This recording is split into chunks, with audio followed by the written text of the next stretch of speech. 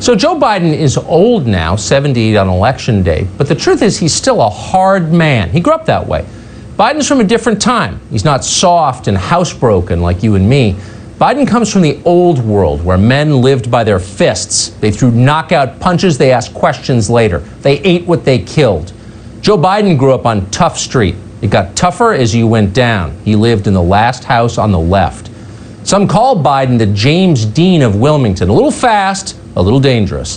When a ruthless gang leader called Corn Pop threatened the citizens of Delaware, Joe Biden put him in his place with a razor. The ladies swooned, but society couldn't handle it. That much testosterone is a threat to the squares in charge. So, like so many daring swashbucklers through history, Biden wound up with a criminal record. Here he is in 2008 explaining one of his many run-ins with the cops. I just said, two young women I had met said, well, why don't you, we'll be right back. I said, well, I'll come with you. And they said, okay. And I walked into their dormitory and was immediately accosted by a cop who arrested me. Because back in those days, men were not allowed in women's dormitories. So the lesson is that even then, Joe Biden had a deep commitment to civil rights. In his day, dorms were segregated by sex, and Biden's conscience wouldn't accept that.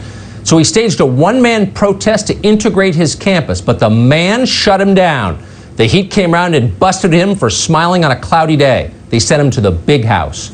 While the rest of his classmates were safe in class reading Chaucer, Joe Biden sat behind bars as a prisoner of conscience. He definitely would have sat behind bars anyway if it had come to that. Actually, Biden explained 4 years later, he wasn't really arrested. He was, quote, almost arrested, which if you think about it, is almost as bad. As a matter of fact, the last time I was here, I want to make clear to the press, I didn't get arrested, but I almost did, because back in those days, you students won't appreciate this, men weren't allowed anywhere near a woman's dorm. Oh, but that wasn't the end of renegade Joe Biden's brushes with the law. Years later, because miracles happen in this country, Biden rose from the gritty streets to become a United States Senator in Washington. Biden wore a suit to work. He sat on subcommittees. But inside, Joe Biden was still the same rebel from the wrong side of the tracks who faced down Corn Pop with a razor. He was no one to mess with. Even on the Senate floor, Joe Biden kept getting arrested. I just walked in, I was in awe, and I literally walked onto the Senate floor. And I remember walking in, and it just sort of took my breath away. And I walked up, and I literally, why I did it, I don't know. I sat down in the presiding officer's chair, and a police officer grabbed me, arrested me, and took me downstairs. When they realized I was just a starstruck kid, they didn't book me or anything. They told me just I wasn't allowed to do that. Arrested me, took me downstairs. Wait, did he say arrested? It turns out Biden wasn't actually arrested in the Senate. Someone in authority once asked him a question, which honestly is pretty much the same thing. Like prison, a question can change a man.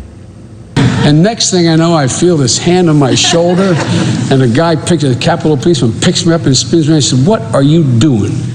And after a few moments, he realized I was just a dumbstruck kid and didn't arrest me or anything. Oh, he didn't arrest me or anything. Once again, not arrested. But maybe that's not surprising. By this point in history, the civil rights movement had moved even farther south, all the way to South Africa. So did you know what Joe Biden did? Oh yeah, he hopped on a plane and he flew there. Where the action is, that's where you're going to find Joe Biden. And what do you think happened to him when he landed? Needless to say, he got arrested. I had the great honor of being arrested with our UN ambassador on the streets of Soweto trying to get to see him on Robben Island. One of those saintly guys I ever knew, because I got arrested trying to see him when I went down to South Africa. Nelson Mandela. I came back from South Africa trying to see Nelson Mandela and getting arrested for trying to see him on Robben Island. He was in prison.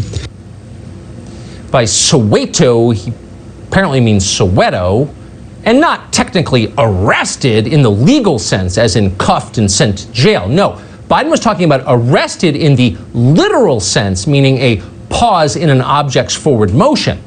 Those fascist South African cops momentarily arrested Joe Biden's progress forward. And for that, he will never forgive them. When I said arrested, I meant I was not able to move Cops, upper counters would not let me go with them, made me stay where I was. I guess I wasn't arrested, I was stopped. I was not able to move where I wanted to go. That's life in Soweto when you're Joe Biden. And it makes sense. But big picture, if you're keeping score at home, this is getting confusing. Just how much time in prison has Joe Biden done? Is it more or less time than Nelson Mandela served? Mollie Hemingway of the Federalist has been keeping track, marking the days with matchsticks on the walls of her cell. Last year, by the way, she sent Biden a file and a cake for his birthday. We're happy to have Mollie on tonight. Mollie, thanks so much for coming on. How much time has Joe Biden spent in the big house, do you think? Well, technically, I guess if you're going to put it that way, no time. No time in the big house. No time. Really, okay.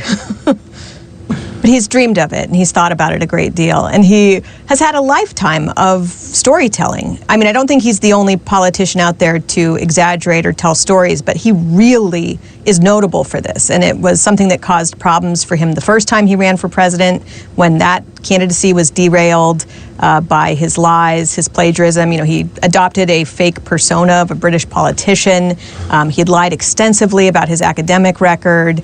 He's lied about the circumstances of his family's, that fatal car wreck that his family was in. Yeah. He lied about whether the person who was involved in that was responsible or whether he was drunk. I mean, he really has a long track record of lying for personal benefit. And if we had a media that was even remotely capable, they would be talking about this, and they would have probably presented these issues to Democratic voters before they chose him in their primary.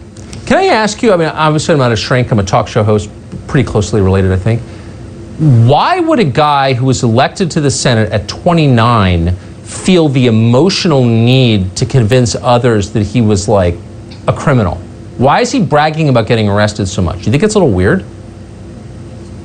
It's interesting and bizarre. I actually think, you know, one of the things that was interesting as you're going through these clips, he was a really good storyteller. I mean, they weren't true stories, but they were interesting to listen to. And now when you see him struggling to, you know, even respond to these previous falsehoods, he's just having trouble doing it. And it's very interesting to compare, even from 2008 to the current year, what a difference it is in how he's able to tell stories. And a big part of his appeal was, I think a lot of people have this memory of who he was. Yeah, maybe he wasn't telling the truth, but he was kind of likable. And as he, you know, there's a reason why he's not being presented on television right now. And it's because I think his handlers are very worried about how he presents.